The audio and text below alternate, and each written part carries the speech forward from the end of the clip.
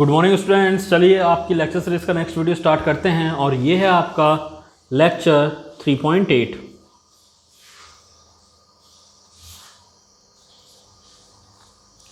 आज के लेक्चर का जो टॉपिक है स्टूडेंट्स वो है आपका internal resistance of the cell.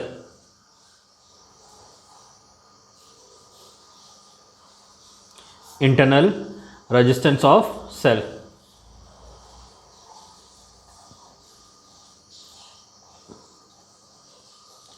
देखिएगा स्टूडेंट, जहाँ तक रेजिस्टेंस की बात है तो रेजिस्टेंस आपका किसी मटेरियल की वो प्रॉपर्टी है जिसकी वजह से वो मटेरियल खुद में से फ्लो होने वाले इलेक्ट्रिक करंट का अपोज करता है। इसी तरह से आपका जो इलेक्ट्रिक रेजिस्टेंस है आप इसे भी डिफाइन कर सकते हैं। आप कह सकते हैं the resistance offered by the electrolyte of a cell to the flow of current between its terminal between its electrode is called internal resistance of the cell. देखिएगा, सेल में प्रेजेंट इलेक्ट्रोलाइट अपने इलेक्ट्रोड्स के बीच flow होने वाले current का जो oppose करता है उसी को आप क्या कहते हैं? Internal resistance of the cell.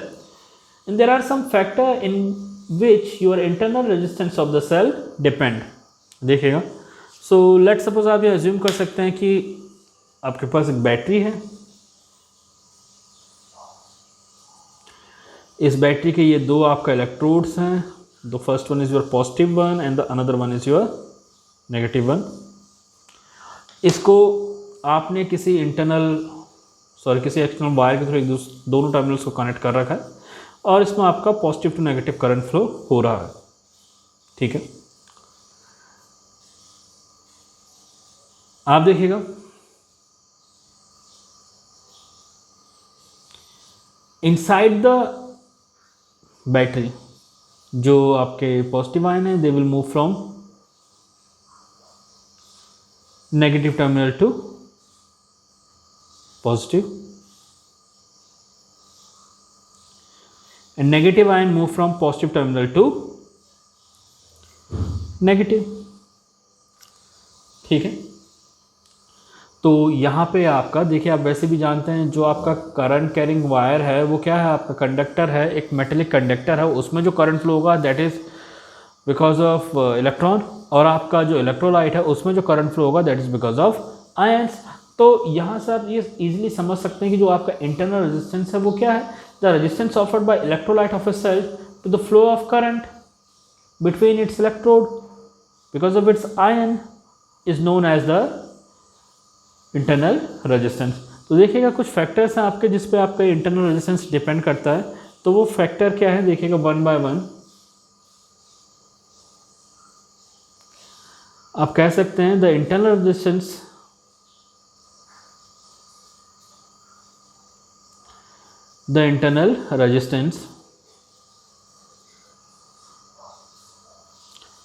Depend on the following factor.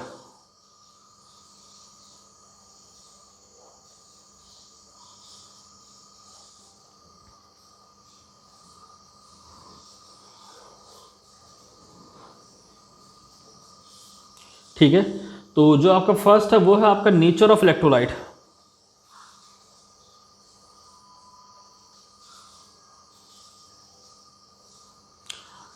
Nature of electrolyte. जो आपका सेकंड है वो है आपका it is directly proportional to the concentration of the electrolyte. देखिए, अगर आपका इलेक्ट्रोलाइट का कंसंट्रेशन ज़्यादा है तो इंटरनल रेजिस्टेंस क्या होगा? ज़्यादा होगा। अगर आपका इलेक्ट्रोलाइट का कंसंट्रेशन कम है तो आपका जो इंटरनल रेजिस्टेंस है वो कम होगा। सो आप कह सकते हैं internal resistance is directly proportional to the concentration of electrolyte.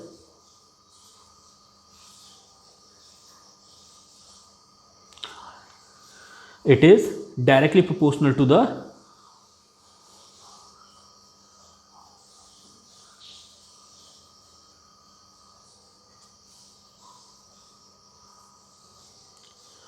concentration of electrolyte।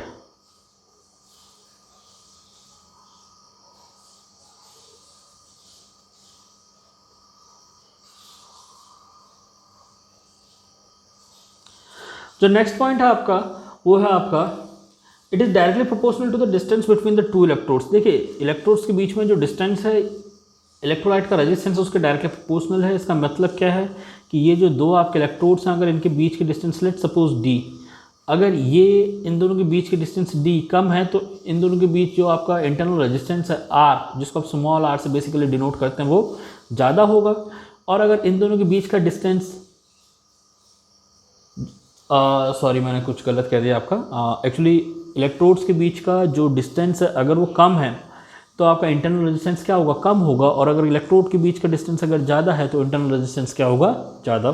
जो नेक्स्ट इसका कह सकते हैं फैक्टर है जिस पे डिपेंड करता है वो है आपका it varies inversely as the common area of the electrolyte immerse in the it varies as the common area of the electrode immerse in the electrolyte. देखिए इसका मीनिंग क्या है इस लाइन का, ये समझिएगा। इसको मैं सेपरेटली आपको समझाना चाहता हूँ कि लेट सपोज अगर आपके पास ये बैटरी है, बैटरी में आपका जो इलेक्ट्रोलाइट का लेवल है वो कुछ इस तरह से दे रखा है आपको। आपके जो इलेक्ट्रोड है, लेट सपोज ये आपका फर्स्ट इलेक्ट्रोड है जिसका कुछ पोर्शन आपका डिप्ड है, सेकंड इलेक्ट्रोड आपका ये है, इसका कुछ पोर्शन डिप्ड है। तो कॉमन जो आपका ओवरलैप एरिया जो है इलेक्ट्रोड का, वो आपका एरिया ये रीजन होगा जिसको यहाँ पे ऑरेंज कलर से मैंने शेड करके दिखा रखा है। So this much area of electrode, ठीक है। तो इस चीज़ को समझिएगा। आपका जो नेक्स्ट पॉइंट हुआ कह रहा है आपसे it varies as the common area of the electrode immerse in the electrolyte. देखिए it does not depend on the area of the electrode immersed in the electrolyte, it actually depend on the common area of the electrode immersed in the electrolyte। so common area आप देख रहे हैं, ये reason है जिसको यहाँ पे orange colour से मैंने रिप्रेजेंट किया है। ये मीनिंग है यहाँ पे जो टर्म यूज़ किया गया है, common immersed area of electrolyte, ठीक है। और जो फाइनल पॉइंट है आपका जिस पे डिपेंड करता है दैट इज़ द टेम्परेचर। जो आपका इंटरनल रेजिस्टेंस है that is inversely proportional to the temperature. अगर आप टेम्परेचर बढ़ाएंगे तो जो विस्कस फोर्सेस हैं वो आपका रिड्यूस होंगे और जो पॉजिटिव और नेगेटिव आयंस हैं वो ईजिली मूव कर पाएंगे, जिस वजह से आपका इलेक्ट्रोलाइट का जो रेजिस्टेंस है वो रिड्यूस होगा। सो आप ये कह सकते हैं the internal resistance of the electrolyte is inversely proportional to the temperature. If you increase the temperature the resistance और the internal resistance of the electrolyte will decrease, and if you decrease the temperature the internal resistance of the electrolyte will increase. तो ये कुछ factors हैं students जिस पे आपका internal resistance depend करता है, internal resistance of the electrolyte depend करता है। आगे बढ़ते हैं। जो नेक्स्ट पॉइंट है आपका वो है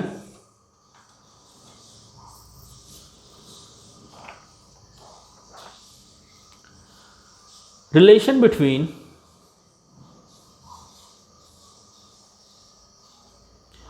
वो है आपका रिलेशन बिटवीन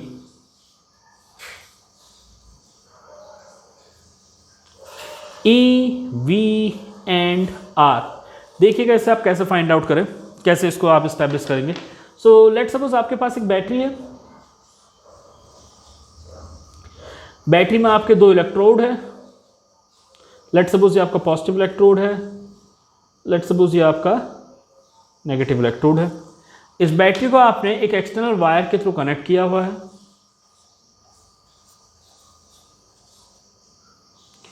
जिसमें आपका पॉजिटिव से नेगेटिव टर्मिनल पर करंट फ्लो हो रहा है। इनसाइड द बैटरी जो आपका करंट फ्लो होगा that will be from negative terminal to positive terminal. अब देखिएगा, आप जानते हैं work done in moving a unit charge throughout the battery और throughout the circuit including the battery। दोबारा से सुनिए क्या कहा मैंने, work done in moving a unit charge throughout the circuit including the battery, जिसको आप W से डिनोट करते हैं। This W can be written as a sum of work done in moving a unit charge from positive terminal of the battery to the negative terminal of the battery through the conducting wire denoted by W1 plus work done in moving a unit charge from negative terminal of the battery to the positive terminal of the battery through the electrolyte of the battery। and let's suppose ये कितना है आपका W2 है। तो देखिएगा यहाँ पे आपने क्या किया, यहाँ पे आपने कहा work done in moving a unit charge throughout the circuit including the battery which is denoted by W can be written as a sum of the work done in moving a unit charge from positive terminal of the battery to the negative terminal of the battery through the conducting wire plus work done in moving a unit charge from negative terminal of the battery to the positive terminal of the battery through the electrolyte of the battery। आप जानते हैं by definition work done in moving a unit charge from throughout the circuit including the battery, इसी को आप क्या कहते हैं, EMF, और किससे डिनोट करते हैं, E से। Work done in moving a unit charge from positive terminal of the battery to the negative terminal of the battery through the conducting wire. This thing is known as the terminal potential and denoted by V. Plus, work done in moving a unit charge from negative terminal of the battery to the positive terminal of the battery, that is denoted by V dash. आप जानते हैं अगर circuit आपका close है, उसमें I current flow हो रहा है, then V dash will be given as I into R. So E is equal to आपके पास हो जाएगा V plus I R. So this is your general formula.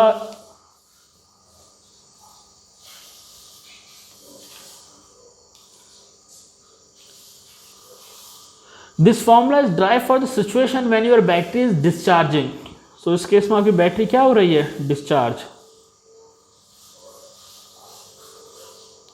And in this particular case the EMF is always greater than the terminal potential V। अब students आगे देखिएगा, if your battery is charging, तो आपका E कितना हो जाएगा, E हो जाएगा आपका V minus IR। This will be the case when your battery is charging। Okay, and in this particular case your E is less than V।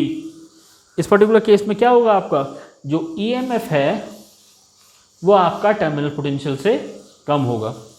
एक specific case consider करते हैं when your battery is in open circuit और in another words when there is no current flowing through the circuit.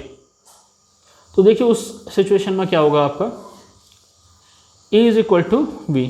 So this is the situation when there is no current flowing through the circuit।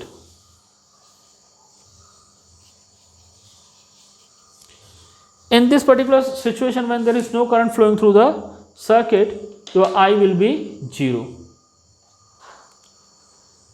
तो dear students, अभी जो आपको तीन फॉर्मूले बताए गए हैं, तीन जो पॉइंट बताए गए हैं, दीज आर क्वाइट इंपॉर्टेंट। सो आप उनको रिमेंबर कीजिए, याद कीजिए, मेमोराइज कीजिए। और अब हम आगे बढ़ते हैं। देखिएगा जब आप बुक में देखेंगे तो यहाँ पे क्या है, आपको बहुत सारे फॉर्मूले दिए गए होंगे, आपको सभी फॉर्मूले को मेमोराइज करने की ज़रूरत नहीं है। ये जो तीन आपको बेसिक पॉइंट बताए गए हैं आप उनको याद रखिए और इन तीन बेसिक पॉइंट्स का यूज़ करते हुए आप कहीं पे भी फॉर्मूला ड्राइव कर सकते हैं। कुछ मैं एग्जाम्पल दूंगा आपको, देखिएगा।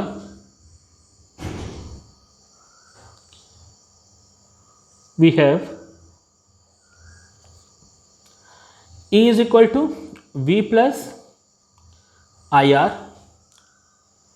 आप जानते हैं V इज इक्वल टू कितना होता है, I इंटू कैपिटल R। ये वैल्यू यहां रख दीजिए। I कॉमन लेंगे आप, तो यहां से I कितना आ जाएगा, आपका I आ जाएगा E upon capital R plus small r।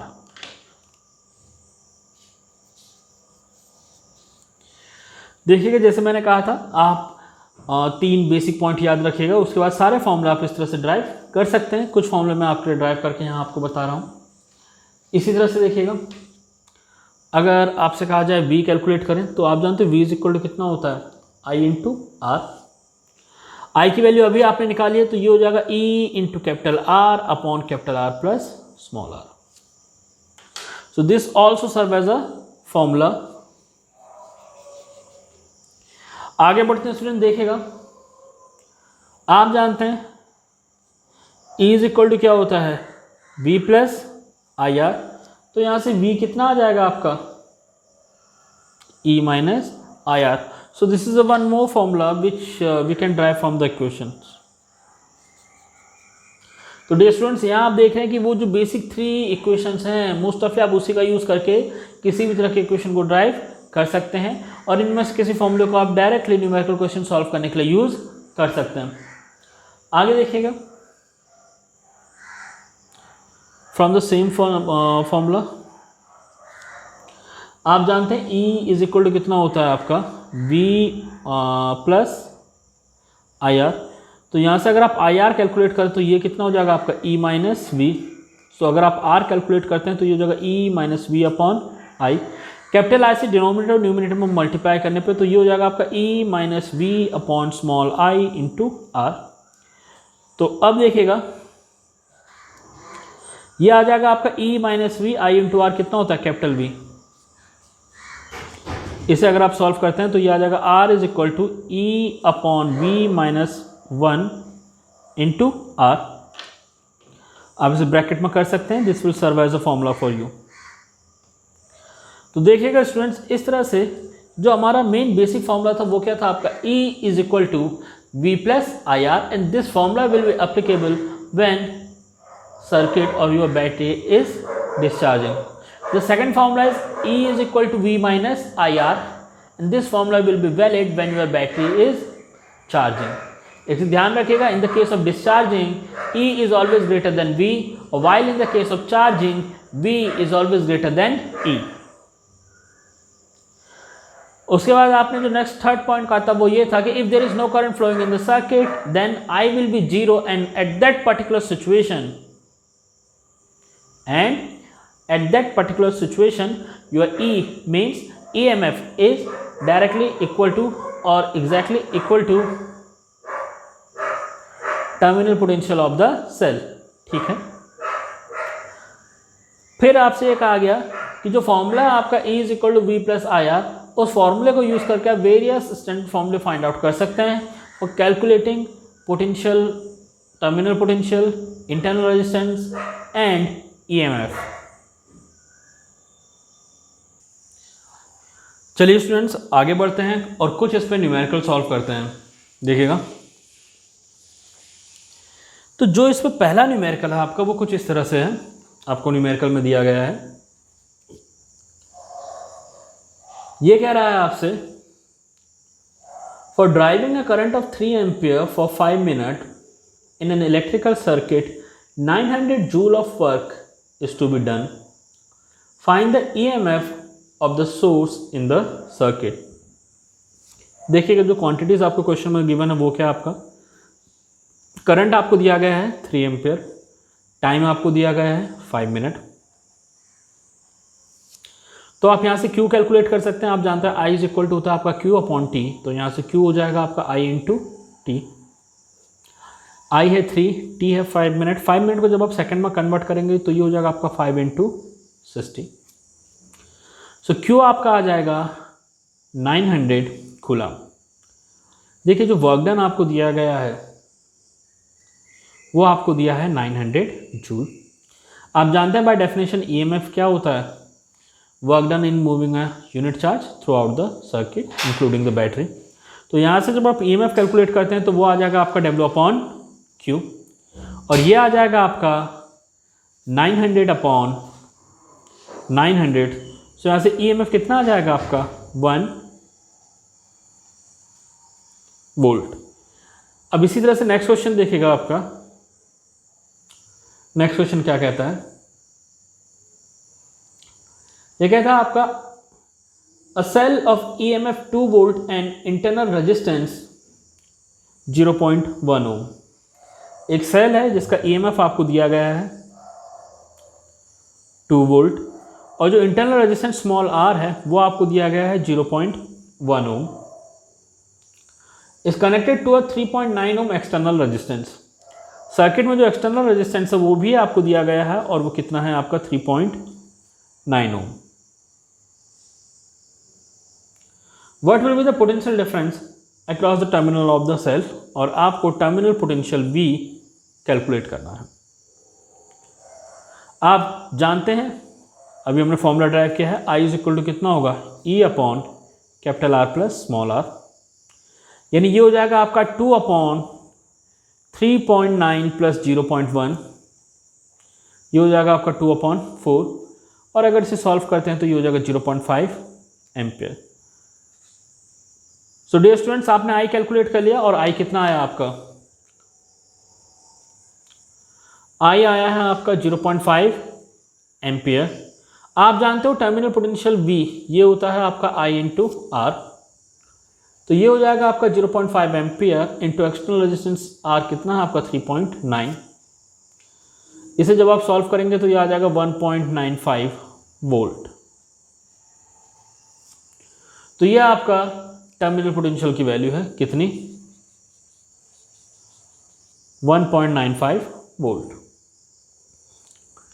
अब देखिएगा स्टूडेंट्स,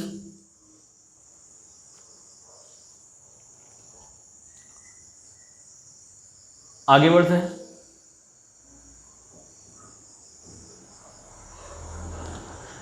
देखिएगा जो क्वेश्चन है वो कुछ इस तरह से है। क्वेश्चन में लिखा है आपका a battery of EMF 3 volt and internal resistance small r. एक बैटरी है आपके पास जिसका EMF आपको दिया है कितना 3 वोल्ट, और इसका जो इंटरनल रेजिस्टेंस R ये आपको फाइंड आउट करना है। is connected in a series with an external resistor of 5 ohm 55 ohm। जो एक्सटर्नल रेजिस्टेंस की वैल्यू दी गई है वो कितनी दी गई है आपको 55 ohm, through an ammeter of resistance 1 ohm. Ammeter की जो आपको वैल्यू दी गई है, एमीटर के रेजिस्टेंस की जो आपकी वैल्यू दी गई है वो कितनी है 1 ohm. The ammeter read 50 milliampere current, draw the circuit diagram and calculate the value of R. जो करंट फ्लो हो रहा है आपका वो है 50 मिली एम्पियर। आपसे सर्किट ड्रॉ करने और इंटरनल आर कैलकुलेट करने के लिए कहा गया है। सो लेट सपोज ये आपका एक्सटर्नल रेजिस्टेंस है 55 ओम, ये आपका एक बैटरी जिसका EMF कितना है 3 वोल्ट और इंटरनल रेजिस्टेंस कितना आपका स्मॉल आर ओम, उससे कनेक्टेड है। इसके थ्रू आपका एक एम्पियर कनेक्ट है, और आप जानते हैं एम्पियर का जो रेजिस्टेंस है वो कितना है 1 ओम। ये एम्पियर जो आपको करंट की वैल्यू प्रोवाइड कराता है I, ये आपको दिया है कितना 50 मिली एम्पियर। देखिएगा आप देख रहे हैं internal resistance, resistance of ammeter और आपका external resistance all are in series. तो जब आप टोटल रेजिस्टेंस निकालोगे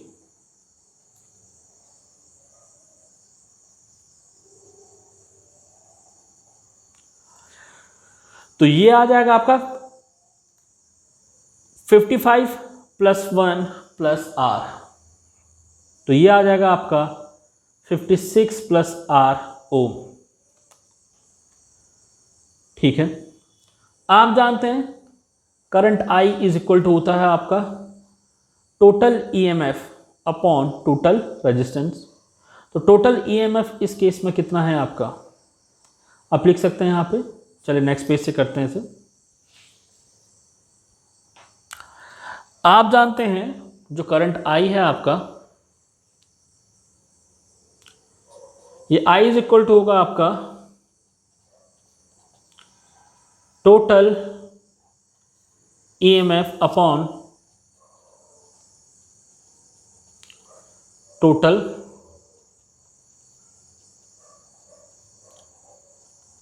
रेजिस्टेंस। तो यहां देखिएगा करंट आपको दिया गया है 50 मिली एम्पियर, यानी 50 into 10 to the power -3। Total EMF आपको दिया गया है 3 अपॉन टोटल रेजिस्टेंस आपको दिया गया है 56 प्लस स्मॉल r।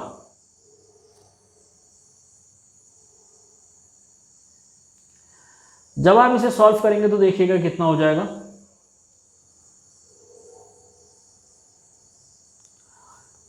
आप क्या करें, जब आप इसे सॉल्व करेंगे तो देखिएगा यहां से स्मॉल r आपका आ जाएगा सॉल्व करके 4 ओम। आप इसे खुद सॉल्व कर लीजिएगा और देख लीजिएगा आंसर क्या आ जाएगा आपका 4 ओम।